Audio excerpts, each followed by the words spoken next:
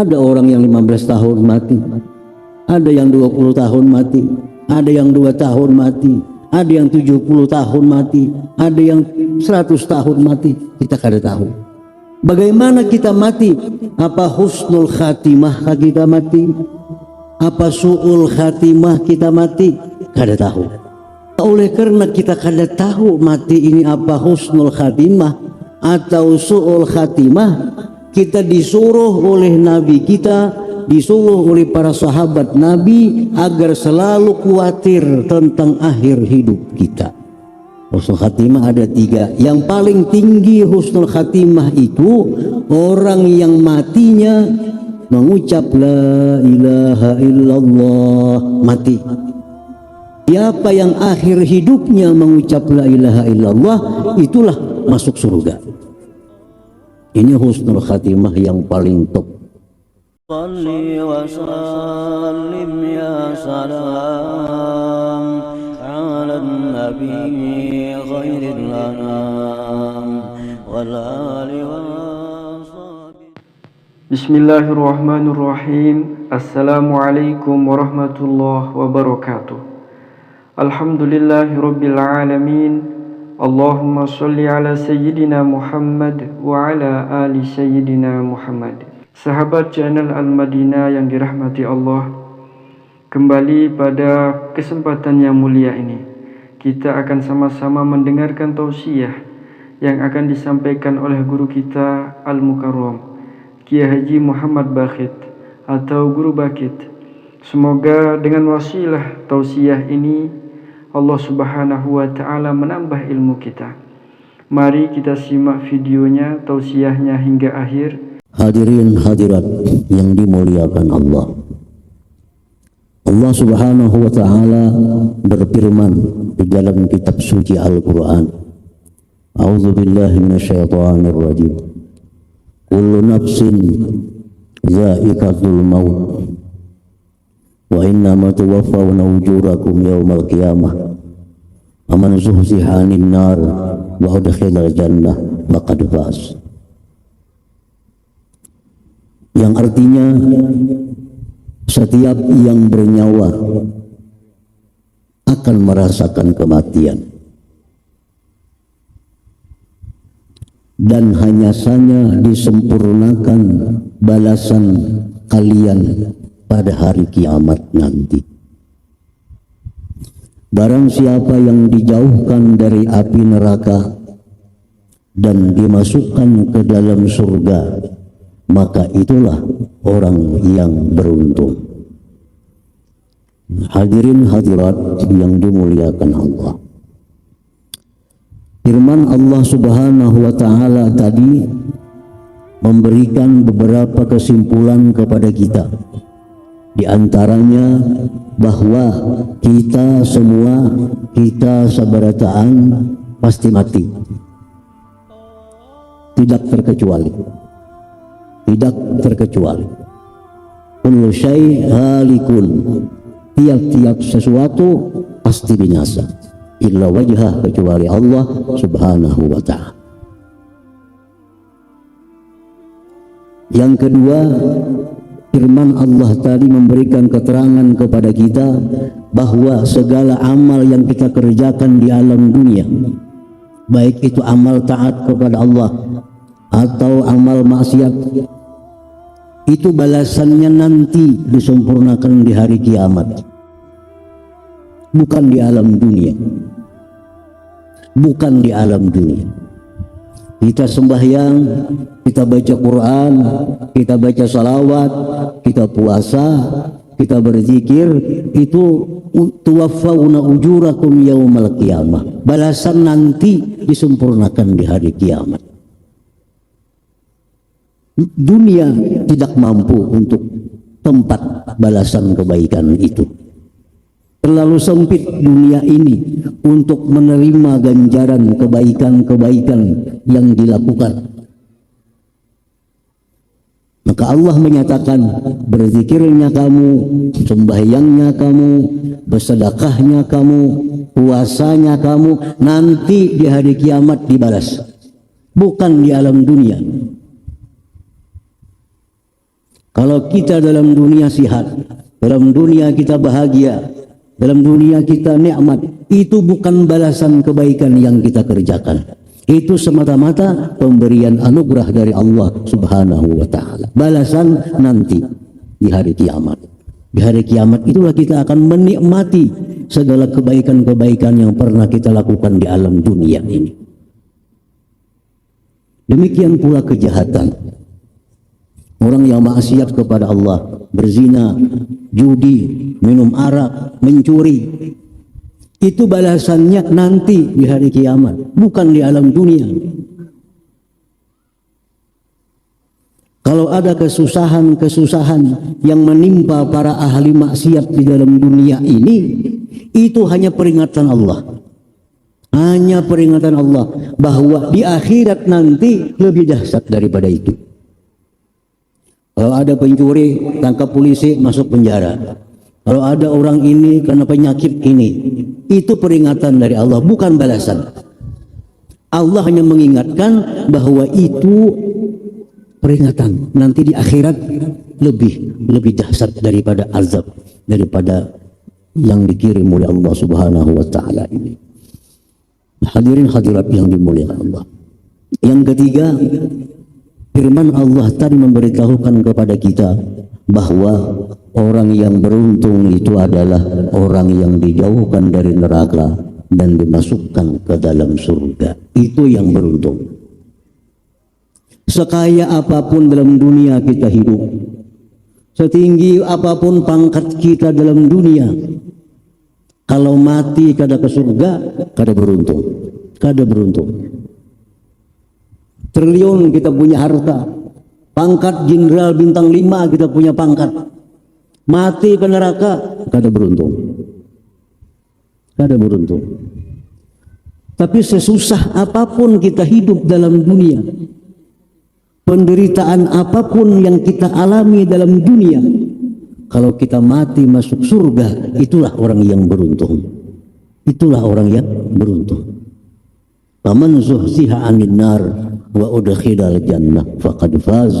Siapa yang dijauhkan dari neraka, dimasukkan ke dalam surga, maka inilah orang yang beruntung. Nah, hadirin hadirat yang dimuliakan Allah Subhanahu wa taala.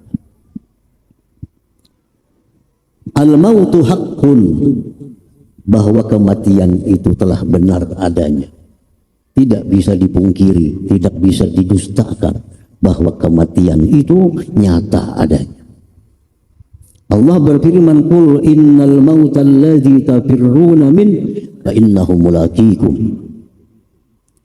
Ujar Tuhan bahwa kematian yang kamu lari daripadanya, kematian yang kamu lari daripadanya, dia akan menjemput kalian. Banyak orang lari ke rumah sakit, padahal malaikat maut menunggu di sana. Malaikat maut menunggu di sana. Sakit di rumah, sesak nafas, bawa ke rumah sakit. Harapan apa? Sehat. Padahal Israel menunggu di ICU. Sampai di rumah sakit, innalillah. Kematian yang kamu lari daripadanya itu, dia akan menjemput kalian. Tidak ada seseorang yang bisa menghindar dari kematian. Tidak ada satupun yang bisa menghindar daripada kematian. Idza jaa ajaluhum, bila sudah datang temponya, datang masanya, tidak akan bisa lari dari kematian. Nah, hadirin hadirat yang dimuliakan Allah. Mati itu benar, walakin la na'lam, tapi kita tidak tahu mata kapan. Yang kedua, kita tidak tahu kaifa, bagaimana. Yang ketiga, kita tidak tahu aina, di mana.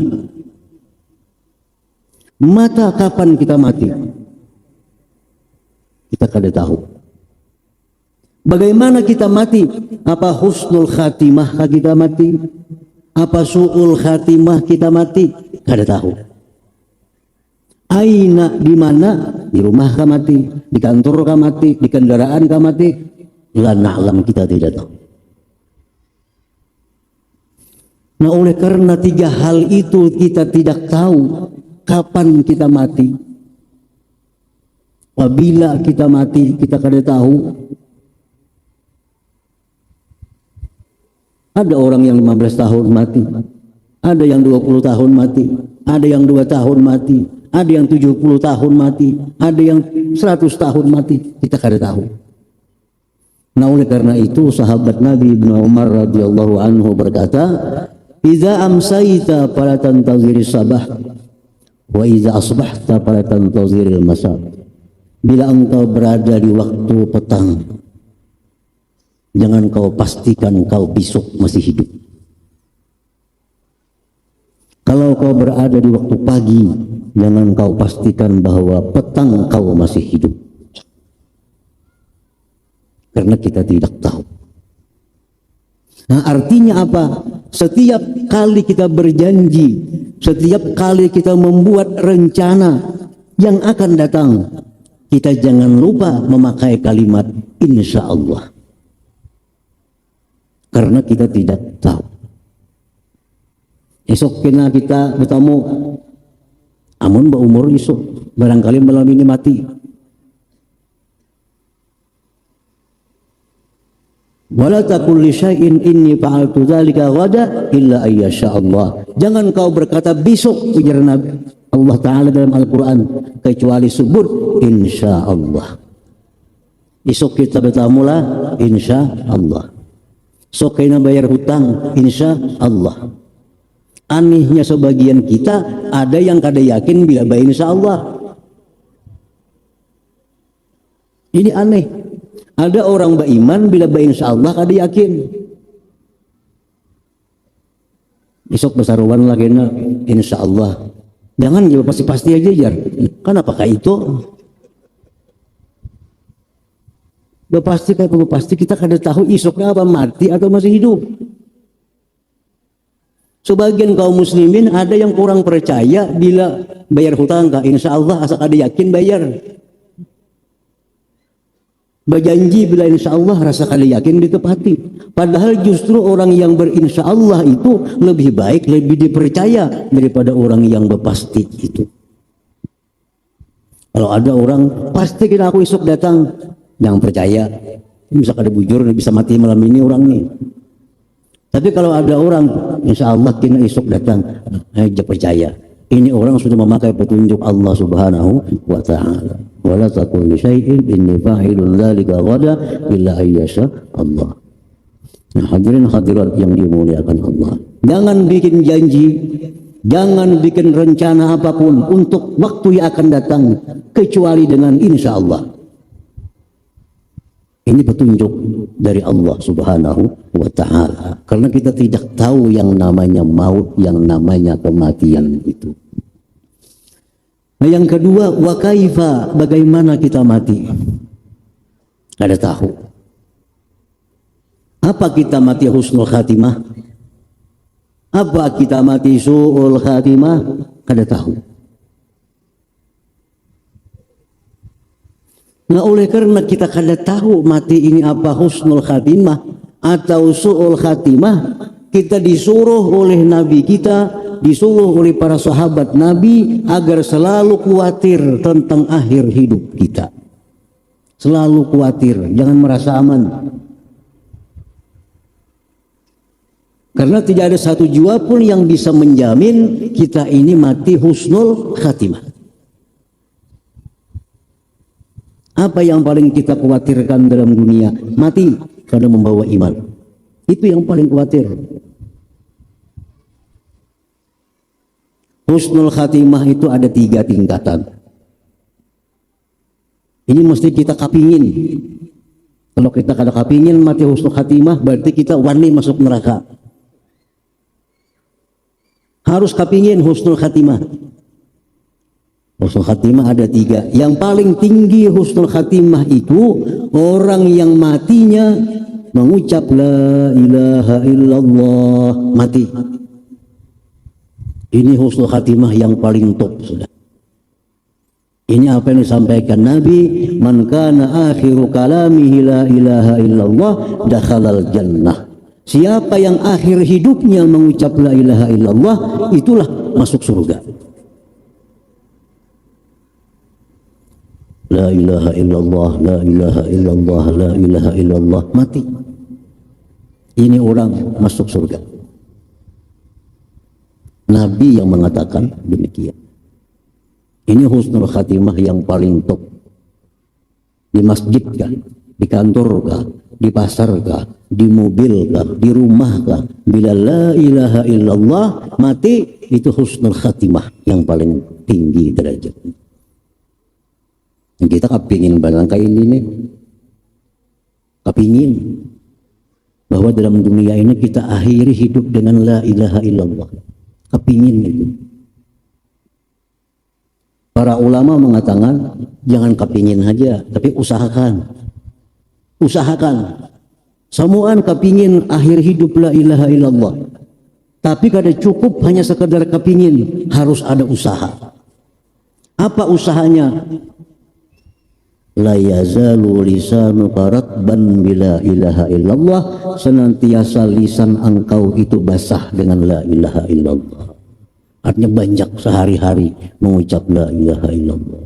Banyak dalam hari-harinya mengucap la ilaha illallah. Orang yang paling banyak la ilaha illallah tiap hari, itulah orang yang paling berpotensi akhir kalamnya la ilaha illallah. Itu yang pertama. Husnul khatimah yang kedua, tingkatan kedua terendah pada tadi, al-maut alal ibadah, mati atas ibadah. Ratan sembahyang rabah mati, ratan puasa mati, ratan bagi duit bersedekah mati.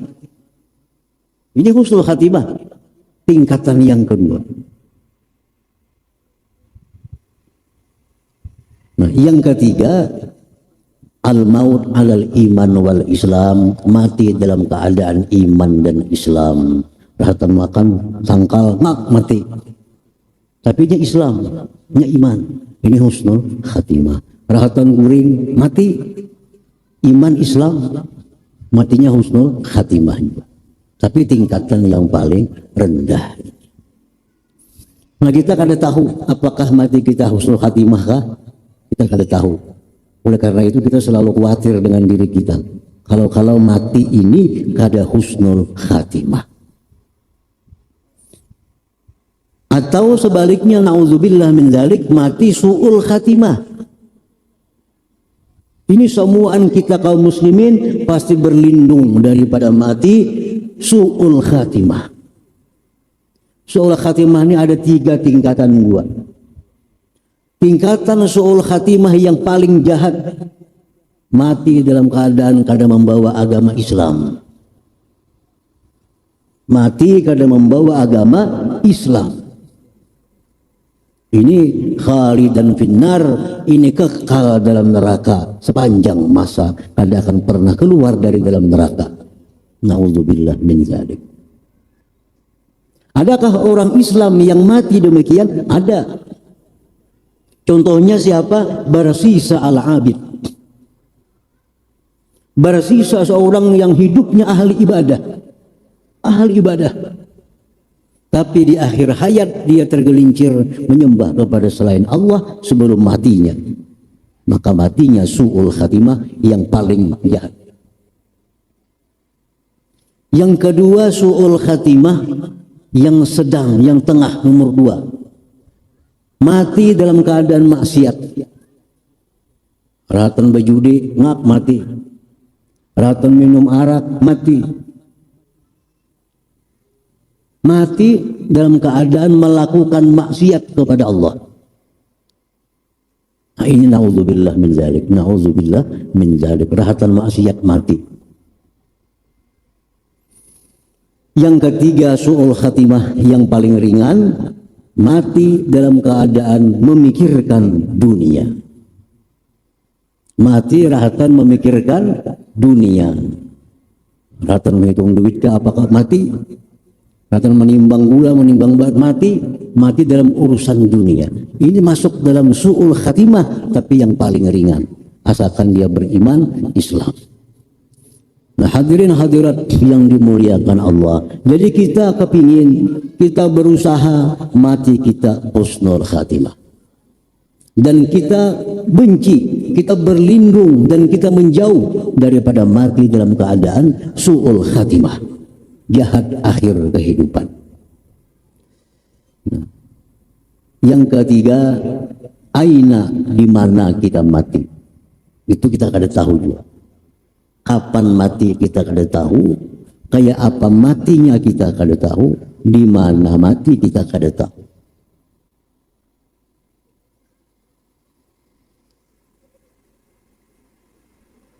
Nah, para ulama-ulama kita dahulu, para sahabat mengajarkan bahwa sebaiknya kita berdoa kepada Allah, bahwa kita agar mati di tempat yang paling diridai oleh Allah Subhanahu wa ta'ala.